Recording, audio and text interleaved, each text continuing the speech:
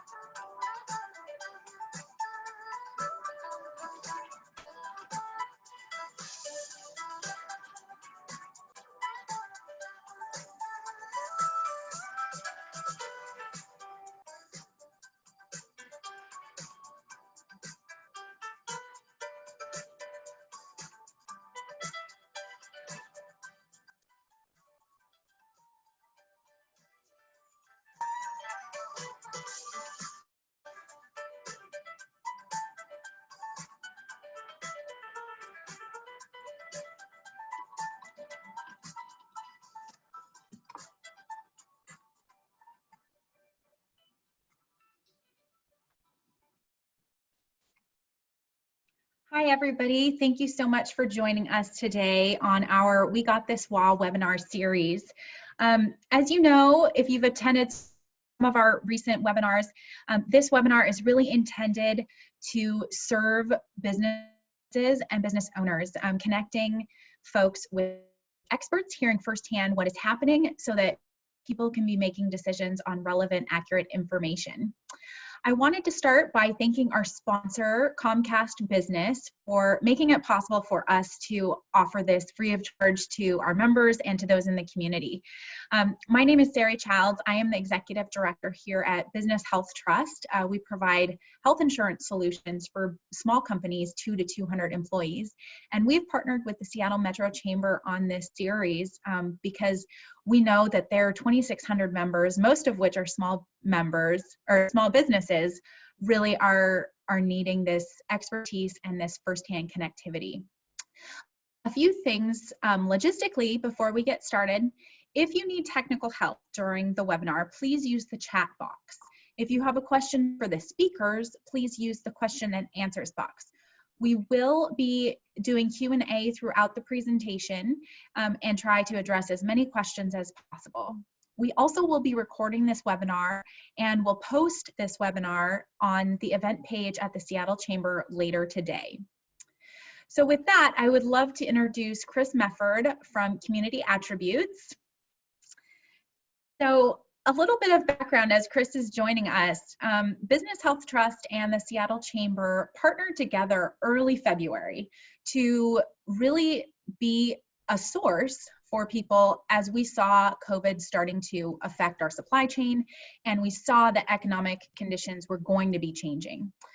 We engaged with Chris to answer some questions about what we might be seeing in the region and really as a baseline to provide members and businesses across the region with information so that they could prepare themselves and make decisions.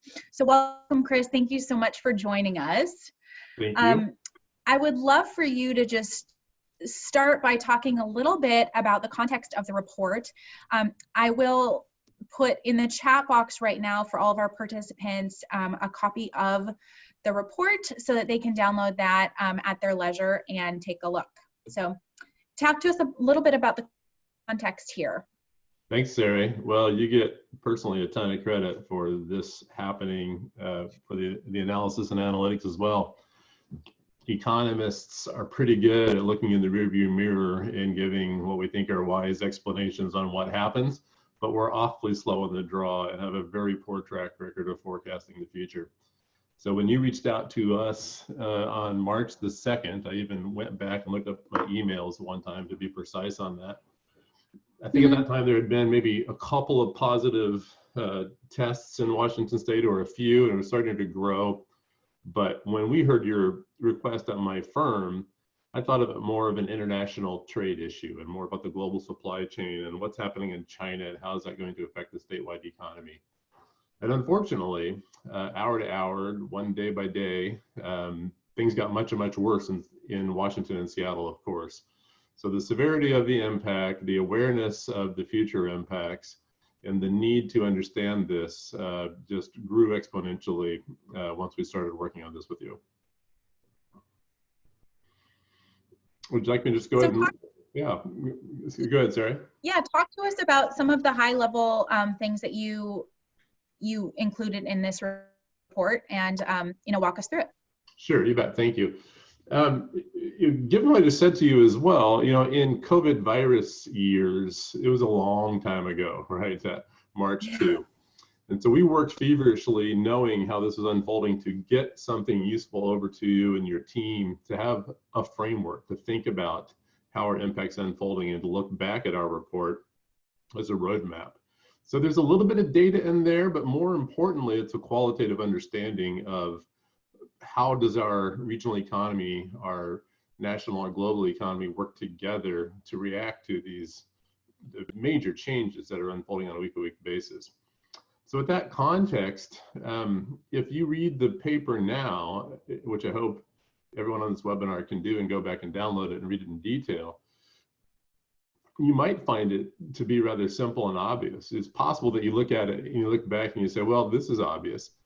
This is just a recurrence, or this is a recount of what has happened. At the time when we wrote it, and if you recall, Sarah, when we first released this, we got a little flack for how negative that it sounded. Those concerns that we expressed across all sectors of the economy sounded dour and pessimistic. And you look back at it now, and sadly, that's certainly not the case. It looks very obvious, and like I said, just sort of a recounting of events that have unfolded. With that, let's go ahead and walk into it. I think, Lee, are you advancing the slides? You can go ahead and move forward here. Well, one of the things we did, and we've updated these since we published the report as well to be current with every presentation. But it was important before we got into the economic impacts, as it is with any economic study, to say, well, what are the actual events in society that we're modeling? What are the changes that we're reacting to, that we can think about what are the economic impacts? And this slide just sets that up. We by no means are global health experts at Community Attributes, though I think everyone in the world is much more expert on health and health needs and public health considerations as we go through this together. But we wanted to understand, where did the virus happen? What was the speed of the spread? What were the worries and anxieties? And then what were those reactions to that virus? And of course, when we wrote this, the second blue box there, the reaction to the virus, some of that was hypothetical or conjecture to say, well, businesses might even close, right? I mean, that was where we were. Businesses might even close. And of course, since then, it's all played out much more emphatically than we characterize as well. Let's move on to the next slide, please. Which then gets us into what we contribute to the conversation at Community Attributes, with an understanding of what are the economic impacts and the framework that happens as a result of these impacts. The first thing that happens is consumer spending slows. And when consumer spending slows, which accounts for 70% of our nationwide economy, businesses' sales and revenues drop really quickly. Supply chains are disrupted. And when those things happen, the supporting businesses are disrupted. So it becomes this difficult domino effect of one thing worsening the other piece of the supply chain. Charitable contributions drop, government revenues drop instantly. We rely heavily on sales tax and business tax in Washington State, and that spending is going to be felt really quickly. We'll talk a little bit more about that subsequently in the presentation. Then at the bottom half of that slide, you see how fear and uncertainty really plays into things. And if there's one thing business hates, it's uncertainty. And that fear and uncertainty escalated, and all of our worst fears were realized economically. The whole economy has had to shut down. workers' incomes drops, unemployment spikes. We're going to look at that really closely in a minute. The financial markets lose faith. We saw all that volatility for a couple of weeks with the stock markets, and that anxiety just ripples through everything with business decision making. The lenders are a big part of this conversation. The federal government is an important part of that because they support the lenders. If you just follow the money all the way through how people are worried and what payments they're worried about making, it gets to the financial system very quickly and the capacity of the financial system. And the financial system's only backstop is the federal government. So all these federal packages are so important because this global chain of economics transaction ultimately hits the financial system, and it's only the federal government that can support the financial system when their capacity. But then, of course, it keeps going into a painful spiral because those create more economic challenges up in the secondary impact as well. Sarah, did you want to get a word in there? Yeah, I think just echoing or restating one of the things you mentioned early on, which was, when this report was published, this was really looking at what could happen. And the reason I want to highlight that is because the reason we had commissioned this report was really so that employers would have information on what could happen. And I think that's the opportunity here as we're talking is this was a what could, and now it is a what did happen. And using this information to then position businesses to have information on what they can be doing to be starting to think about recovery and starting to think about the decisions that they're making on a daily basis. So I guess that would be my comment here. So continue. Yeah, sure. Please chime in anytime. Lee, we'll go on to the next slide. Thanks.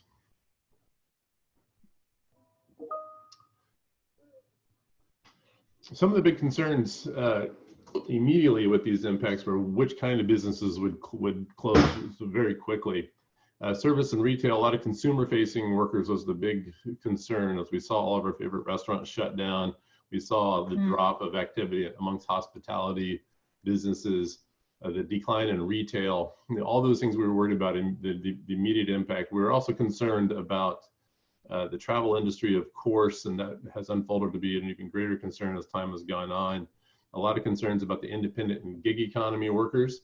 Sometimes folks think of those as the Lyft drivers and the Uber drivers as a good representative of that economy, but it really spans all economy. Every sector of our economy is now used to working with contractors and part-time workers.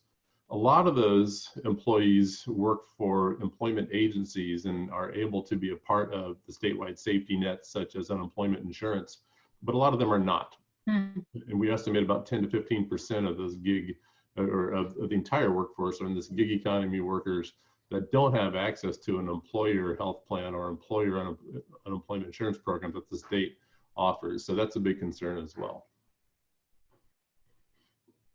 Lee? Okay, so we're going to go through some US macro impacts.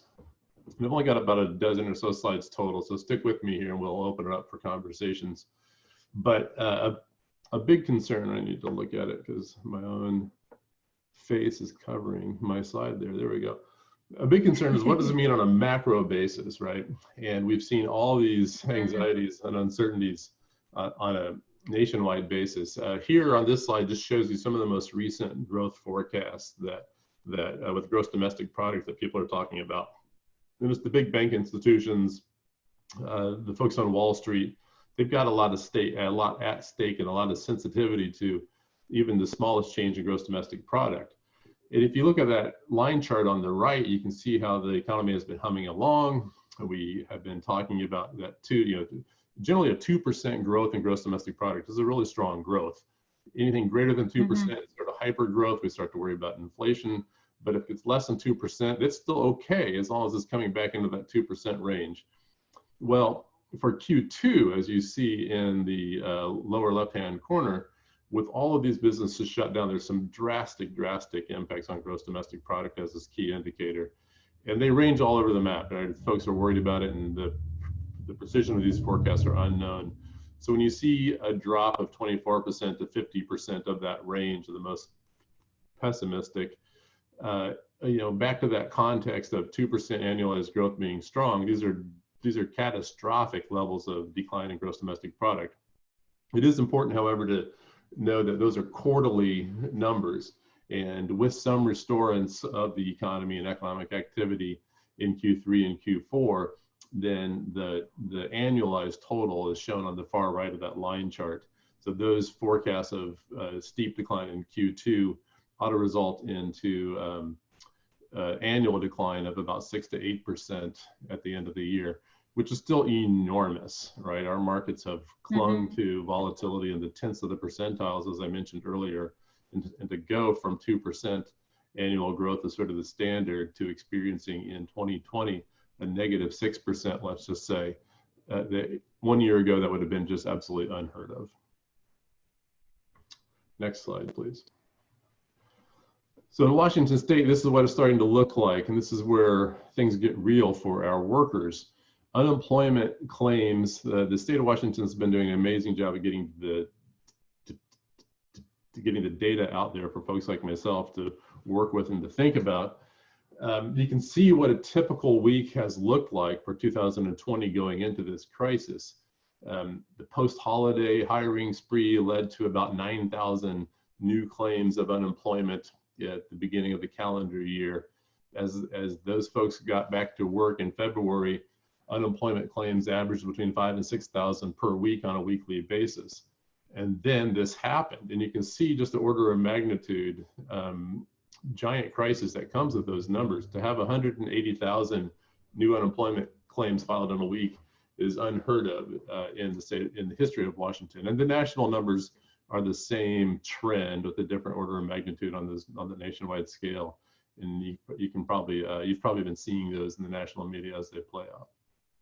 Statewide, we're at unemployment at 16% right now, and it's increasing rapidly right now. One of the things as we worked through this report that was really helpful for the chamber team, I know, was looking at this, what could happen in terms of where to start advocating for. And I think the unemployment piece was a big area that the chamber team really was advocating for, both state and federal level. So it's really nice to see that there is some federal help coming, which you'll talk about a little bit in kind of the recommendations that were in the report, or right, what can be done. But I mean, these numbers are staggering, but also really helpful to understand the context of kind of what is happening in our economy right now. Yeah, for sure. And we'll come back to that. Next slide, please, Lee. So now we're thinking about who has been affected, and these data shown on that bar chart on the right take the 2 weeks of ending March 21st and 28th and puts them together and to say, well, what are these industries? And the state just released this morning more detailed analysis on this that we haven't had a chance to work through, where they get into the occupational data as well. These are by industry, meaning all kinds of workers per industry if your business is in this industry. And as I mentioned earlier, the consumer-facing sectors were whom we were worried about initially. And you can see that the consumer-facing industries themselves make up about 1/3 of the claims. I think finance and insurance is accidentally included there. That really wasn't something we thought about as consumer-facing. It's a small number on that upper bit, miscategorized there. But one of the big surprises, I think, for most folks paying attention to this data was the healthcare and social assistance. And part of this is an economic wonky kind of a thing, like how they group these businesses together in different industry codes. But a part of it is very real. When we think about the increase of the demand of the healthcare industry right now and the huge strains being placed on healthcare, what's going a little bit unnoticed are the number of unemployment claims within that whole ecosystem. A lot of social services programs, people that are doing in-home care, people in assisted living, all of those folks the finances of those operations are really being rocked because of the social distancing requirements and all the efforts we need to take just to be safe. So that's a sector that's getting hit surprisingly hard, showing up surprisingly high in the unemployment claims as well. Interesting. Next slide, please, Lee. This just scales, getting a little closer to home. This is King, Pierce, and Snohomish County put together, again, thinking about the consumer-facing piece. And at this point in this conversation with you this afternoon, I've sort of overemphasized the consumer-facing orientation. It's really important to know that this crisis is hitting all industries in one way or another. But the consumer-facing industries of arts, entertainment, and recreation, retail, accommodation and food services, and I think it's that arts group was supposed to be up there on the previous slide. More than 336,000 workers in those industries in this region. So for all of those industries that rely on people walking through their front door for events and for purchases, just to have an immediate shutdown is something nobody should be expected to be prepared for. Next slide, please. So now I've just got a series of slides with a lot of words. I'm not going to drag you all through them piece by piece, but I just want to set eyes on some of the industries that are most affected. Really glad to have Diana on this conference call for in a few moments to speak more about the travel industry. Our hearts go out to those companies and to all those workers that are such a big part of our Puget Sound regional economy to be having to go through this crisis.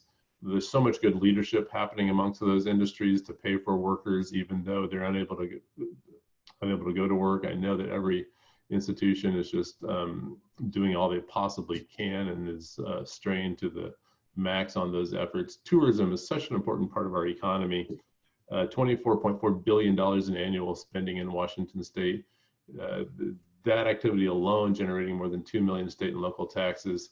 For tourism just to be shut down for any length of time is not what we want in Washington or in the Seattle region, and for it to be shut down for a prolonged period of time with all this uncertainty about when it's going to open up again, that industry is a huge part of our concern. We can talk more about that as well. Next slide, please, Lee. I'm just going to skim through some of these industry impacts. We can go back and unpack them further if you'd like. Great. I mentioned the global supply chain earlier. It's really important to look out at all of our industrial land area in our region, the maritime industry, the people that build boats, the seafood and food products, can't ship their products over to markets. The aerospace industry and all the manufacturing in our region relies on component parts coming in from other parts of the world. And for those supply chains to be shut down, it really ripples through all aspects of our working labor force.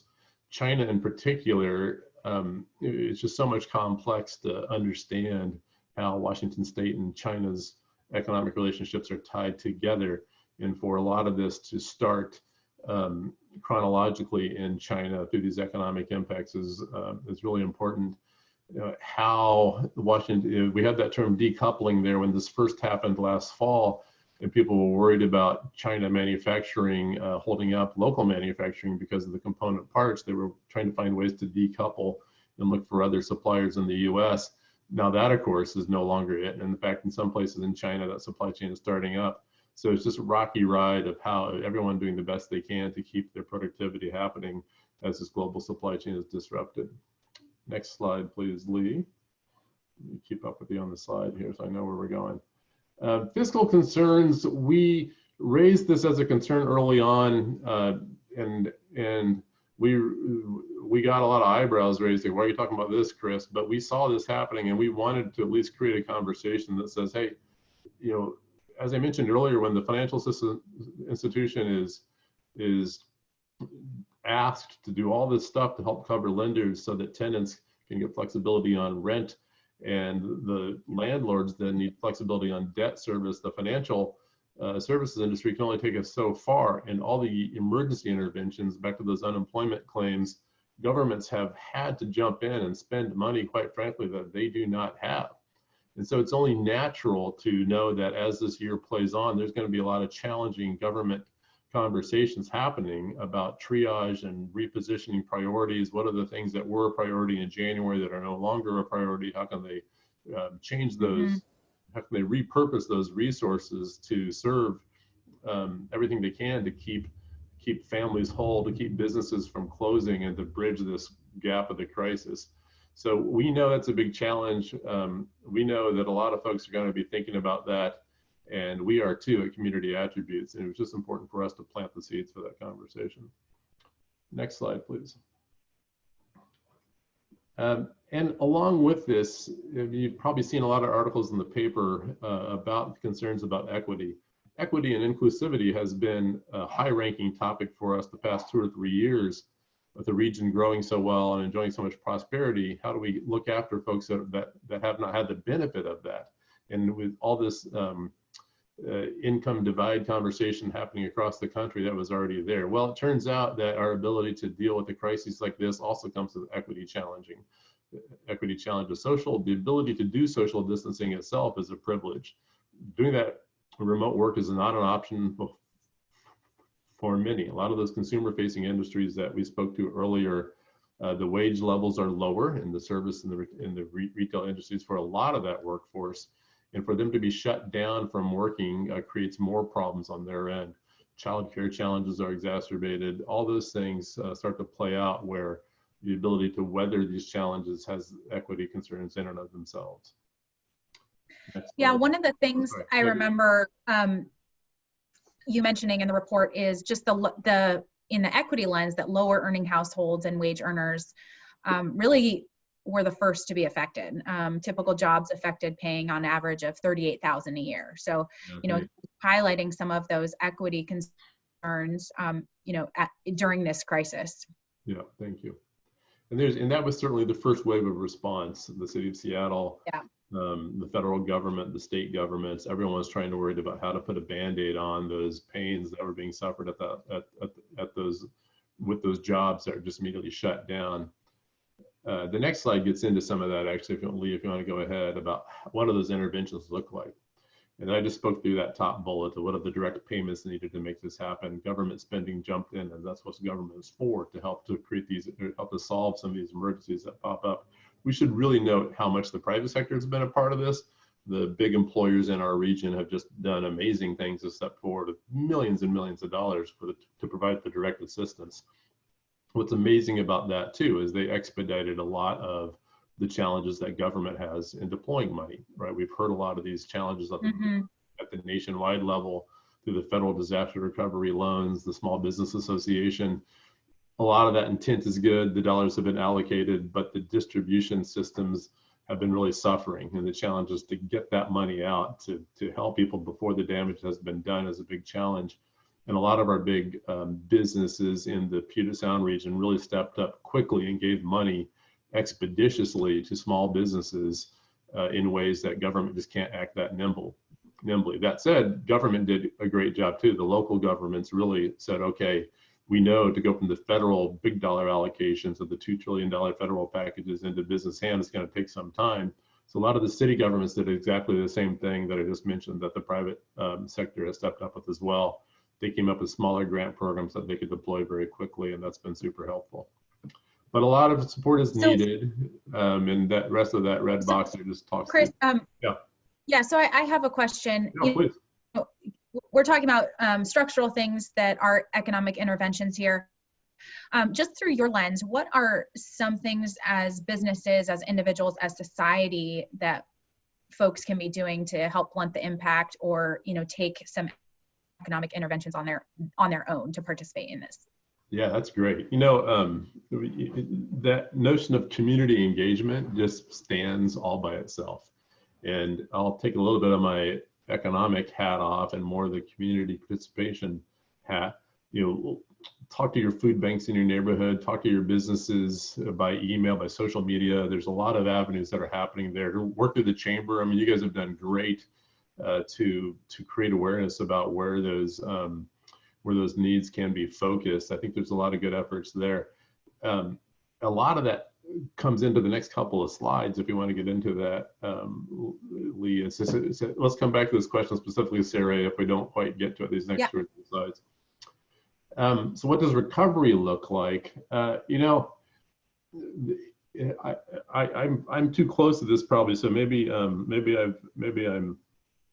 need to step back. It is unrealistic to think of turning a switch back on and starting the economy up that quickly. We will need to wind up in the same way that we wound it down. And it's going to take some time. The biggest, the single biggest economic effort we can make right now, which relates back to your question a minute ago as well, is to stop the virus, right? Until there's a vaccine or until these treatments are known, the uncertainty and the challenge of avoiding the virus will rank high is the biggest thing that we need to, the biggest economic imperative. So we have to get to the point that we feel like we have some predictability over managing the virus. We need to appreciate that as the single best economic strategy that we can all be deploying. The federal packages of those things will help. That $2 trillion, and folks have already signaled that that's not enough. I know there's another $1 trillion package under discussion at the federal level. It's important to see that perspective back to those GDP conversations. $2 trillion equals about 5% of the $20 trillion gross domestic product the U.S. has had. So that puts a big stopper in that hole. If we're talking about a decline of 6 to 8% for this 2020, you can think of 5% of that 6 to 8% being stopped to a certain extent by the $2 trillion package. So that's a good amount of money, and that's a good impact. It's probably not enough, but it's a great start. The whole challenge has to do with the deployment and getting that money into hands for as many businesses to survive as they can. There'll be lots of questions that unfold about what do bankruptcies look like, and that's really the thing you're trying to avoid the most, because that's the sort of thing that can saddle a business owner for life and make lending and credit issues a challenge the rest of their lives. A lot of big questions for consumers remain as stock market has been volatile. People spend their savings down to get through this crisis. Their confidence in their wealth is going to be rattled. So what does consumer spending look like? What does even the mechanism of consumer spending look like in the future is a big question mark. These are good discussion questions we can come back to. Let me touch on 2 last slides, then I'll wrap up for go whatever you want. Lee, if you want to go for it. Lee, would you mind going to the next slide first, and then we'll come back to this? I'm sorry, we skipped one. Go back 2 slides. That's the one we skipped. Okay. This is maybe what I would say is the most important topic for economic development right now, is to understand now in 2020 that public health is an economic imperative, right? 6 months ago, with your work in the business, great work in the Business Health Trust and others, for example, we might have looked at those, we might have called that a benefit, right? We might have called that a benefit that says, I'm an employer, I give good benefits to my team, and among the benefit packages, the health insurance itself, of course, but paid leave and sick leave, those are things that we might have thought about as a little bit nice to have. Well, we should be knowing now that that's actually a requirement, right? This is asset value that we need to build up for economic resilience. We need to be ready to do these things. So these things that are on this page are just some offerings that we've culled from paying attention to this. But most important is just elevating an awareness that public health is now economic development. It is an economic imperative, and we need to appreciate that as an economic strategy moving forward. Okay, Lee, last slide, please. Thank you. Now, there are some things that have come out, good things that have come out of this. I want to rate this, elevate this as to find a positive and end on a positive note. We just talked about public health and resilience being recognized as an imperative. There will be shifts in how resources are deployed, and there are some good things that have come out of that. A lot of the funding for life sciences that have struggled now will be elevated. Some of these things are concerns that have been out there for a long time, and they've just struggled to rank high for attention for investment in leaders. Distribution systems, more that last mile infrastructure, a lot of that had been shifting already with more uptake of e-commerce sales. Now this should give that a boost. So a lot of shifting of what happens. More small batch manufacturing is something we heard on a call yesterday as a new shift to be less dependent on large scale manufacturing wherever it is, and to try to diversify these risks to be more resilient in the future. Rapid expansion of telemedicine and those sorts of things. So this is not a comprehensive list, that's for sure, but it is something that we want to turn to a positive way out of this that we think will be a big part of our economic future. Lee, last slide, that's really it. So those are my prepared remarks. Sarah, you asked a question or two. I'm not sure I fully answered it. Happy to go back to that if you'd like. Yeah, so I'd love to just invite Diana to also turn on her video and have a brief conversation between the 3 of us around some of the lessons learned from recovery as we look at China and those sort of things. Diana, you had a couple questions that I thought would be great to just be able to hear directly from you. Sure. Well, thank you, Chris. And I'll share a few thoughts about recovery and kind of our own experience. And thanks for recognizing our industry. But one of the things that I thought would be interesting to hear from you before I start into those is one of the things that I've always appreciated about our economy in Seattle is just how diverse it is. We've got manufacturing, we've got incredible retail, we've got cloud businesses, technology. We've just got so many different things going for us. Ports. I mean, this photo itself sort of visually shows a lot of that. Recreation. And I wonder how that diversity actually, both how that diversity impacts our ability to recover, and how should we thinking about leveraging that diversity in order to recover well? Because it does seem like that's an asset we have, different than a lot of communities, and we ought to be thinking about how to use it for good. That's right. Thank you, Diana. That's a great question. The diversity of our economy, our economy enjoyed its diversity starting really in the 1990s when it was with Microsoft, right? Up until then, we had risen and fallen entirely with the manufacturing of aerospace, with the Boeing company, of course. And so when Microsoft entered in as a major employer in the mid-1990s, all of a sudden we had a different business cycle to offset the business cycle that came with aerospace. And that, of course, has just flourished and grown ever since then with Amazon and other great spin-offs and small, medium, and large versions of the technology sector. Technology, my talks on economic development in, let's say 2000 or 01 or 02, every one of them said, or in my talks, I would say every company needs a tech strategy. And there were companies back then that didn't really understand what that meant. They said, I'm a healthcare company, I'm a bank. I don't know why I need a tech strategy. But to leverage our talent in this region, back to your point, but the diversity of our economy to align technology to solve new problems is exactly what we were talking about back then. Now, of course, that's evolved. Everybody knows what it means to have a tech strategy to serve your industry and your company and your needs. So now we have this great richness of diversity. We have R&D at the University of Washington. We have health science leaders. We have IHME. We have the Hutch. Folks that are focused on the public health aspect of things. And then all this great delivery mechanism, both in technology and in manufacturing as well. So that should position us very well to collaborate with some alignment towards economic recovery in this really a brand new age. Is there anything that we should be thinking about in particular in terms of, given that diversity and given the interconnectedness, where to start? Like, what areas of investment will have the greatest ripple effects? Right now, it's all about ending the virus and restoring confidence in public health, right?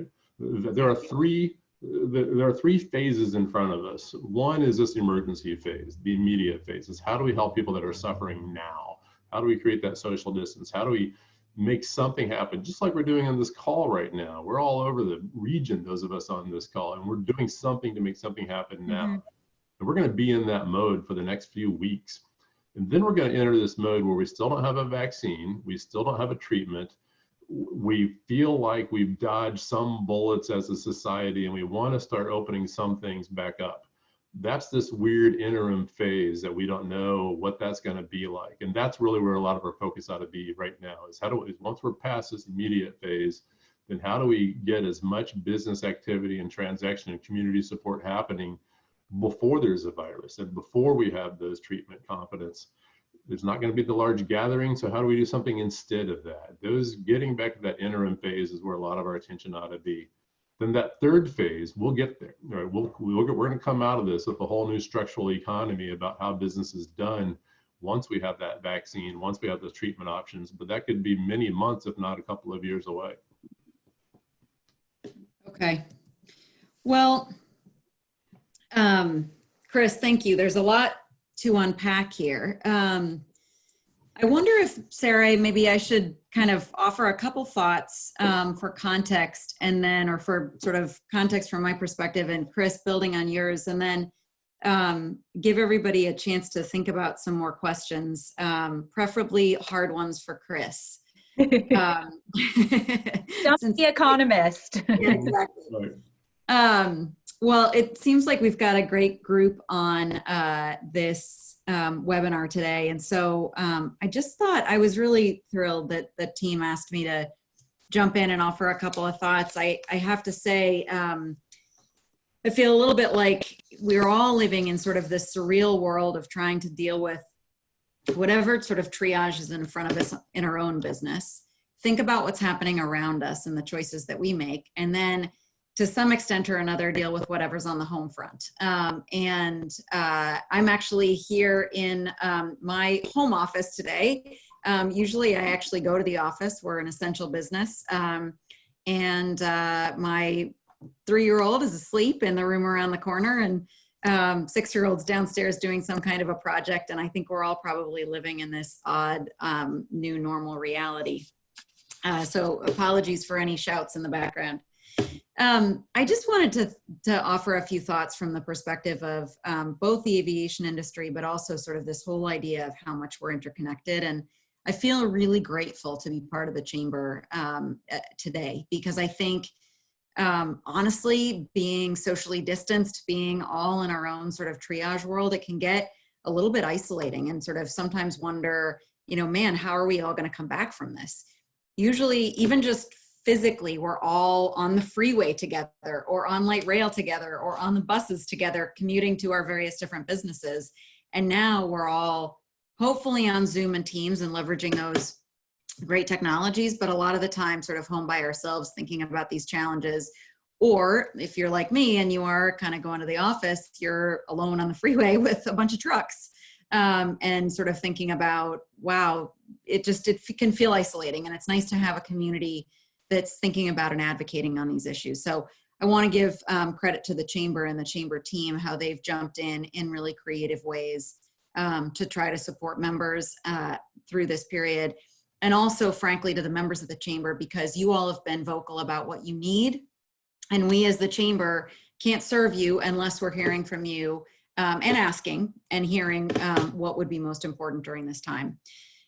So just for context, Alaska Airlines, where I work, I actually have a graduate degree in public health and used to work in healthcare. And one tiny little silver lining of all this, I'm sure there are many, but is that public health has really been seen as an incredibly valuable practice, and people are sort of realizing that prevention element of healthcare is critical. And it's not just critical for individual health, it's critical for collective health, and it's critical for the economy. And so I think, we all should feel grateful to be part of Washington, where we listened to that public health science and kind of got ahead of the game and trying to figure out what to do about flattening the curve, and it seems to be working. But as Chris said, that's one of the first parts of this. So at Alaska, just thinking about sort of the impact, I think about February 29th when Governor Inslee declared the state of emergency in Washington. And that was the day that we opened our emergency command center. And it has been an incredibly fast-paced 5.5-week ride since then. The first emphasis and primary emphasis for us since then has been on the safety of our employees and guests. And that remains the emphasis, and I'll come back to that. But one of the things that I think has just been the most startling is within about a 2-week period, we saw everything shut down, everything around us. And we saw our demand and our revenues just absolutely fall off a cliff. And I know that many of you are in that circumstance. If you're running a restaurant or a small services business, we as a larger business are acutely aware of our supply chain in a time like this, because those that are or are not able to get us product, that makes a big difference in our operation. And whether or not we're able to pay and ask for that product and demand that product and pay for it makes a huge difference in the overall economy. The one thing I'm grateful for is we have really prioritized as sort of the main, our main focus to the extent possible, keeping our people employed and working. And we recognize that that has a huge part of keeping the economy going. We've got 10,000 people here in the Puget Sound region, and the part of our operation that you often don't see as much, we do have passengers still traveling. We're super grateful when we hear from them because it reminds us how many people are out there still needing to travel. But we also transport a ton of cargo around the country, throughout and into this region and out of this region. And so there's a lot of product that's still moving safely, and making sure that some of our businesses here in the Puget Sound region are active and are able to execute that supply and demand cycle that keeps us all going. And then also, of course, supporting the healthcare system with the transport of masks and supplies and PPE and healthcare workers and those sorts of things, keeping the public health crisis going. Individually, I think we're also all conscious of what we can do in terms of not just the supply chain impact and economic impact and employment impact of our businesses, but also thinking about both how do we ensure healthcare coverage for folks, and then individually, how do we, support local restaurants or support local food manufacturers with that takeout and delivery option that keeps them going and keeps us and our family fed. So I just wanted to kind of build on what Chris said, and then love to hear your questions and your feedback. But when I think about what do we need to do going forward, there is this immediate crisis of making sure that we're protecting public health. And Chris alluded to that, and I just want to sort of underscore it. That's the first and best thing that we can do, and we're fortunate to be on a good path. The second thing is to bring that same level of science and data and vigilance into economic recovery. We do have an incredibly diverse economy. We have an incredibly creative region, and we need to innovate to think about what does economic recovery look like in a time of public health guidance, in a time of social distancing, and even after we are able to go back to work and to school and to have gatherings, what does it look like in a way that's a little bit in this new normal? Just for example, at Alaska, we're thinking about when people do come back on board, we're all going to be a little bit more conscious about what we touch, who we're around, how close to people we are, and what the airflow is. And we want to make sure that we're ready to help people feel confident. What do we do in the economy to get ready for that? And what are the places that we need to invest? At the end of the day, a functioning, vibrant society isn't going to be socially distant. We all get so much from each other by being connected, by being creative, by having design workshops, and by going to the local corner store or going to Rachel's Ginger Beer and going up to the counter and talking to a barista at Starbucks. Those things actually do make a meaningful difference in our lives, visiting our loved ones. And so how do we as an economy get ahead of thinking about recovery in an environment with some more constraints? There's a lot we can learn from China, but I think there's a lot that we can do with each other. And I look forward to the creativity of this group to do that. The last thing I'll just say is throughout this, the Chamber is really invested in making sure that we're helping support those that are in greatest need and using our resources.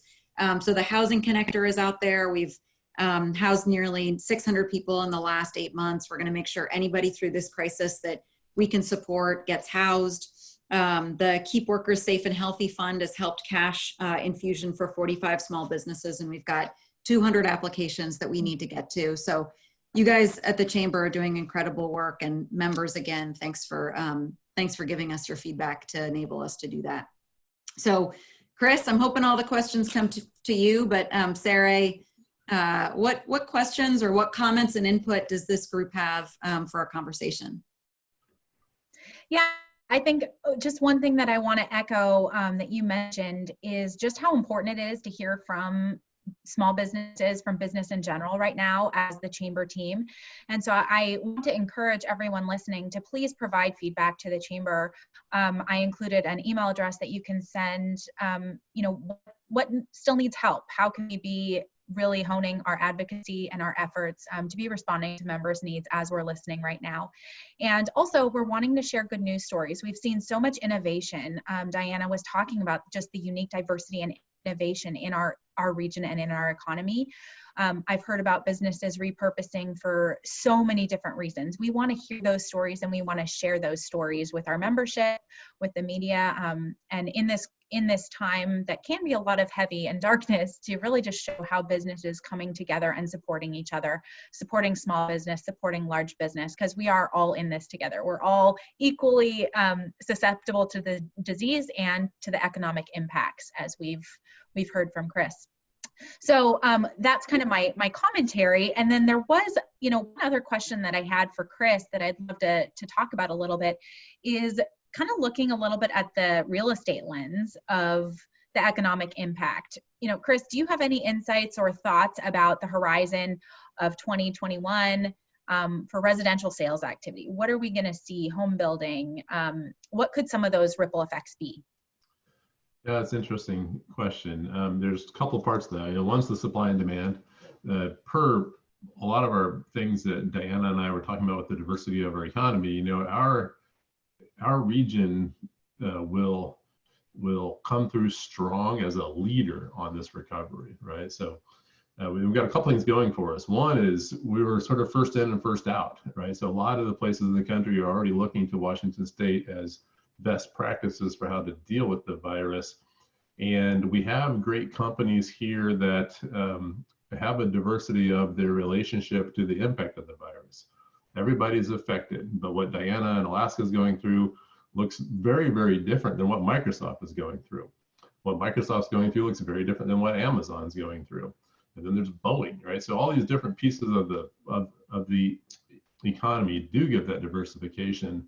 And because we were up front in experiencing this, we're going to be the first to come out of it within the US. We have had in the past several years here a talent shortage. Most employers were looking for more workers to come to this region, be a part of their growing economic opportunity. And on housing, we've also had some challenges, right? There's been major affordability questions that have been there. Affordable housing is still a big challenge for this region, workforce housing and lower price housing in particular. And there's a lot of those households with lower incomes that are going to be hurt and most affected in the near term. So there's going to need some help to get those lower price housing segments all the way through this, especially multifamily. Some of those low end price-wise multifamily units where rent is now quite volatile. Those landlords and the lenders to finance those buildings are going to need help, and we're going to need help get them through that.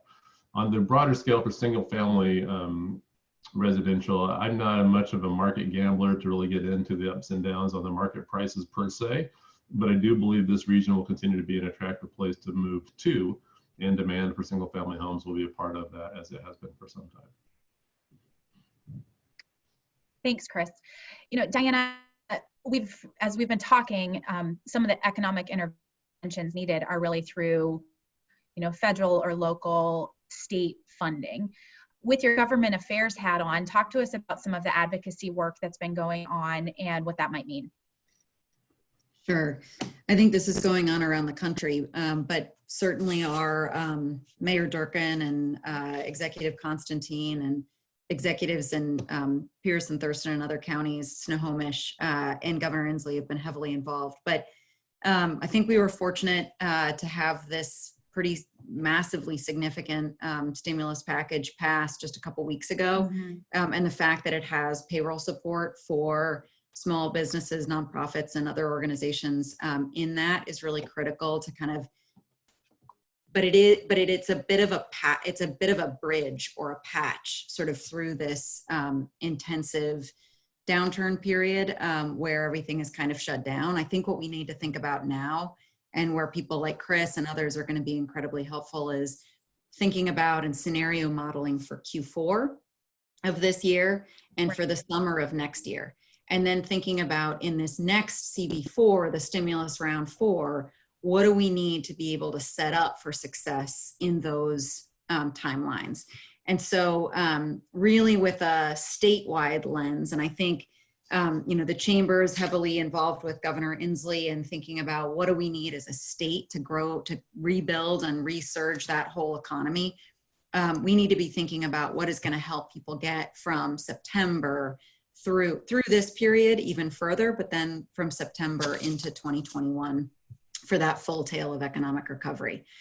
So, I know that that's another place where the chamber needs to hear from members to be sure that we have a good sense of what members most need through that stimulus, but we're going to be heavily involved as a chamber. And I know that a lot of businesses like ours are going to be heavily involved in that advocacy, not for individual business interests necessarily, but just because we know that as the whole economy stays strong, we all will benefit. Yeah, you mentioned kind of the next stimulus bill too, and I wanted to just let folks know that the chamber, the next webinar tomorrow is actually going to be looking at the CARES Act that already passed, and looking at some of the COVID-4 stimulus package, and some of the things that we are advocating for. And it's a great opportunity to have a conversation around what needs might be.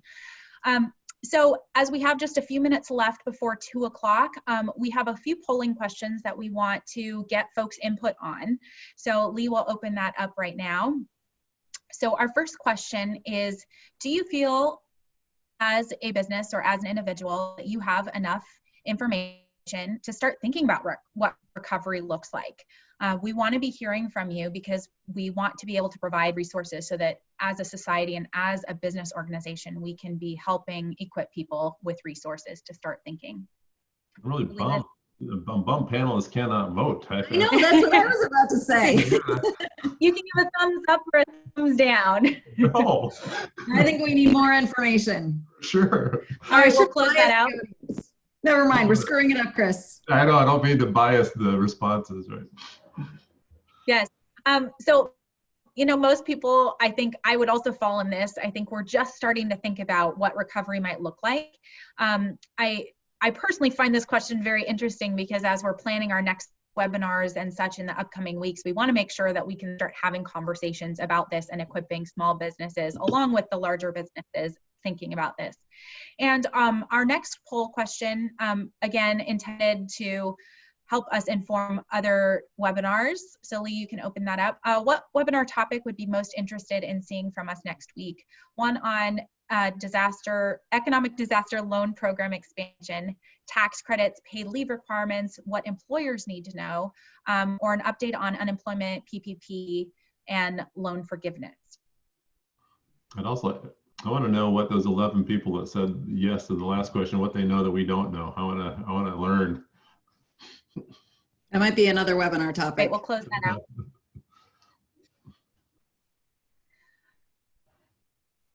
Great. Well, thank you very much for your insights, everyone. And Diana and Chris, thank you very much for taking some time and talking with us about such a deep topic right now.